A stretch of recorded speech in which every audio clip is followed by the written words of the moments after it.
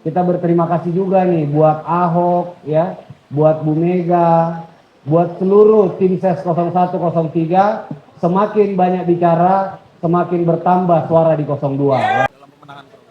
Ya dari lembaga-lembaga survei ya, termasuk indikator LSI ya, kemudian beberapa yang lain, itu angka pemilih muda yang mendukung Pak Prabowo Mas Gibran itu hampir semua di atas 50%, bahkan ada yang sampai 61%. Ini pemilih muda ya, dalam konteks milenial dan Gen Z. Jadi ini menunjukkan bahwa alhamdulillah Pak Prabowo Mas Gibran ini diterima di hati anak-anak muda ya, dari berbagai kalangan, dari berbagai kelompok, sehingga dan ini tidak hanya terpotret dalam survei, tapi di setiap kunjungan memang kami temukan itu ada atmosfer yang luar biasa dukungan terhadap Prabowo Mas Gibran dari kalangan anak muda ini. Kenapa?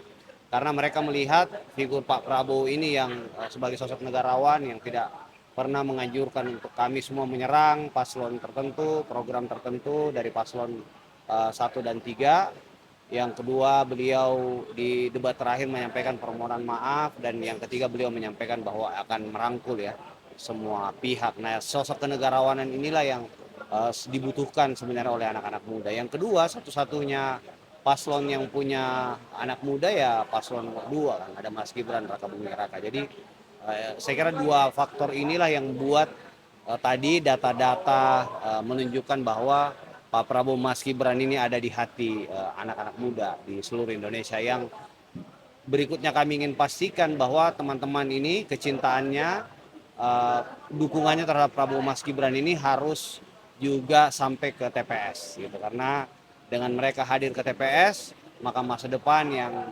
dicita-citakan, masa depan yang dimimpikan itu insya Allah akan terwujud ya bersama Prabowo Mas Gibran. Jadi ada tanggung jawab di sana. Nah, sedikit penegasan Mas, terkait tadi kan bilang Pak Ahok dan Bu Mega berbicara terus-menerus, maksudnya apakah ada gitu dampak dan efek dari Bu Mega dan Pak Ahok berbicara, para pendukung-pendukung lari ke 02? Ya misalnya Pak Ahok ketika ngomong tentang Pak Jokowi, besoknya Veronica Tan kan posting bareng Bu Iriana kan, ya.